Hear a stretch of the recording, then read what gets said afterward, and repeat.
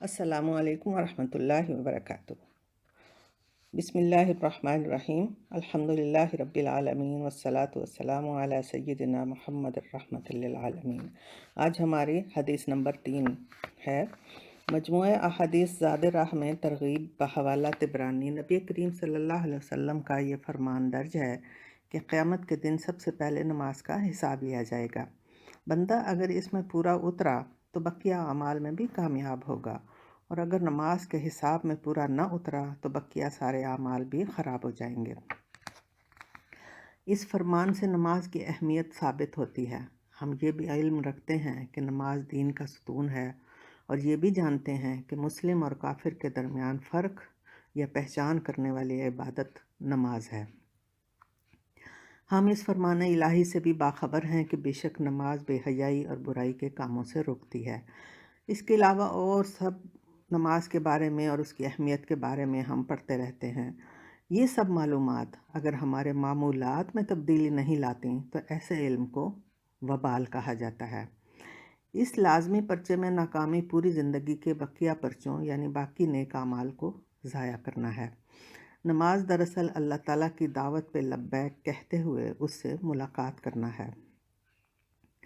بچے کو اگر ماں پیار سے بلاتی ہے تو بچے کا ماں کی طرف لپکنا فطری عمل ہے۔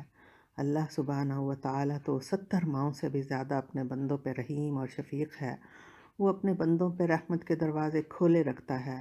وہ بندے کی ہر پریشانی سے خود واقف ہے، پھر بھی وہ اس سے کہنے کا موقع دینے کو 5 بار اپنے پاس بلاتا ہے۔ اس سے کوئی فرق نہیں پڑتا کہ پریشانی چھوٹی ہے یا بڑی ہے۔ ضرورت اس کی جوتے کے ٹوٹے تسمے کو جوڑنے کی ہے یا ٹوٹے ہوئے دل کو جوڑنے کی۔ مقصود و منتہا یہ ہے کہ بندہ اپنے رب سے ملاقات کرنے آئے، شوق و رغبت سے آئے، محبت سے مناجات کرے، ہاتھ اٹھا کر دنیا کو پیچھے دھکیل دے، سر اور نظریں جھکا کر ہاتھ باندھ کر ایک غلام کی طرح کھڑا ہو جائے۔ محبت کے اظہار کو قیام کافی نہ لگے تو بے تابانہ رکوع میں جھک جائے۔ اس مرحلے سے بھی محبت کے اظہار میں کمی محسوس ہو تو عاجزی کا مجسمہ بن کر محبوب کے قدموں میں سر رکھ دے۔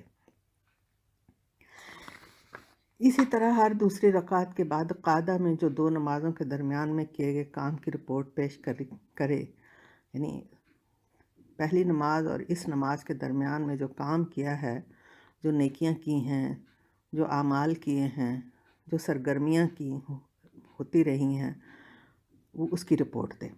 وہ کیا کہتا ہے کہ میری ساری سرگرمیاں اے میرے رب تیرے لیے ہیں، خالص تیرے لیے۔ دن میں 5 بار ہر ملاقات میں اپنے دن بھر کے کاموں کی رپورٹ دینے کے ساتھ ہی کام میں ہو جانے والی ہر غلطی کی معافی مانگتا ہوا بندہ اس الرحمن اور الرحیم ذات کی نظر میں کیا شان رکھتا ہے، اس کی معرفت اگر ہمیں ہو جائے تو اللہ تعالیٰ کے رسول صلی اللہ علیہ وسلم کے اس فرمان کی بھی حقیقت دل کو خوش رکھے، جس کے مطابق گھر کے سامنے نہر میں 5 بار نہانے والا کیسے میلا رہ سکتا ہے۔ نماز کے ذریعے ہی مسلمان اللہ کی محبت حاصل کر سکتا ہے کہ روح اور جسم کی نجاستوں کو دور کرنے کا یہی عمل کارگر ہے، اور پھر جب محبت کی چاشنی کا مزہ لگ جاتا ہے تو محبوب سے ملاقات کا وہ وقت تلاش کیا جاتا ہے جب ساری دنیا سو رہی ہو۔ بے شک محب اور محبوب یہی چاہتے ہیں کہ دونوں کے راز و نیاز میں کوئی مخل نہ ہو۔ یہ محبت بھری ملاقاتیں دراصل اس بڑے دن کی ملاقات کی تیاری ہوتی ہے، اور یہی دن میں 5 بار کی ملاقاتیں دنیا کے سارے فواحش و منکرات سے منہ موڑ دیتی ہیں۔ سوچنے کی بات یہ ہے، کیا ہماری نمازیں محبوب حقیقی سے ملاقات کا واقعی لطف دیتی ہیں یا نہیں؟ رب اجعلنی مقیم الصلاۃ ومن ذریتی ربنا وتقبل دعا ربنا اغفر لی ولوالدی وللمؤمنین یوم یقوم الحساب۔ اللہ تعالیٰ ہماری دعاؤں کو قبول کرے اور ہمارے نیک ارادوں میں ہمیں کامیاب کرے، اور ہمیں وہ بہترین نماز ادا کرنے کی توفیق دے جو اللہ کے ہاں قبول ہو جائے۔ والسلام علیکم ورحمۃ اللہ وبرکاتہ۔